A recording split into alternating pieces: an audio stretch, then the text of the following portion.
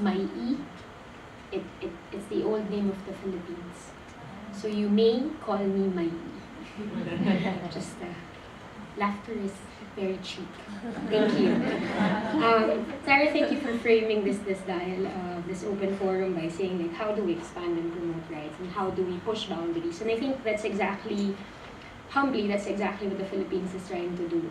I mean, we are accountable to the women and men that we send out there because there are really not much.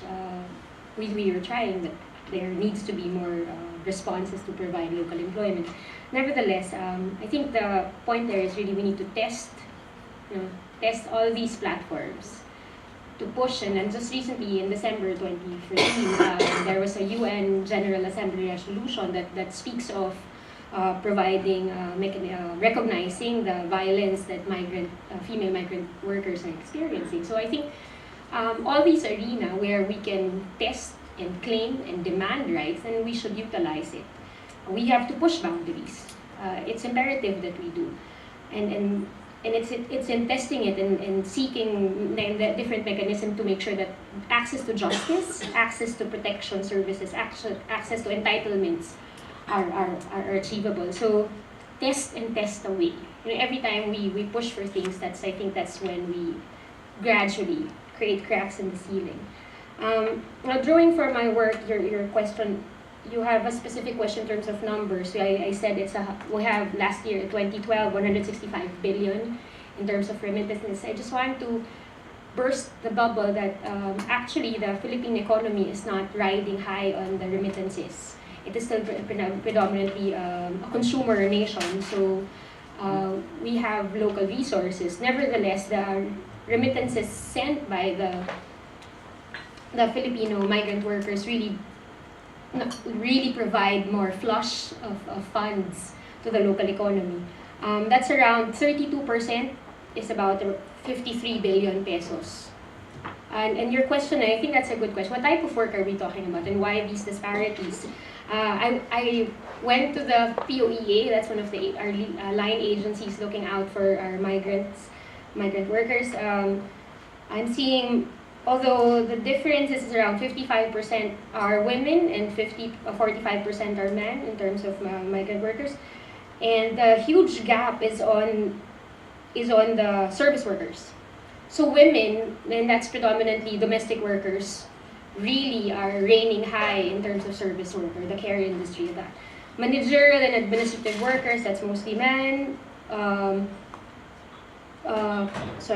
Related works in production, transport, equipment operation, that's mostly men. Even professional and technical work, that's mostly men. And even agriculture, fisheries, forestry, etc. So this is the great divide. In terms of skills, and what you see is that women are geared towards service work because it's the most available. And skilled work, that's the most available. So we have stories of teachers who choose to become, we have a scarcity, but they're choosing to become caregivers or domestic workers because the remuneration is relatively higher. You have doctors who are choosing to become nurses here in the US. And we have a drought in terms of our primary care in the country. And so this is the reality. And in looking at where the women are in these scenarios, you have women who are choosing to be nurses, taking care of other people's children, to emancipate themselves while helping emancipate another woman while their children. So this is the scenario. There's a very good, I'd like to point you to one good photo essay, one who is taking care of nanny's children. It's on the Rappler. One of my good friends came up with that, and I think it was very insightful for us to ask them these questions again. There. Lastly, I just want to emphasize that that this is why we're taking on working with the EU and other partners in pushing forward the consultations, the Migrants in Countries in Crisis initiative, because we want to emphasize that human rights is context-aligned. So with whatever scenarios, whoever you are, women's rights, women's human rights have to be upheld, have to be fulfilled, have to be promoted and protected. So, thank you so much. I'd like to give a round of applause to the entire panel.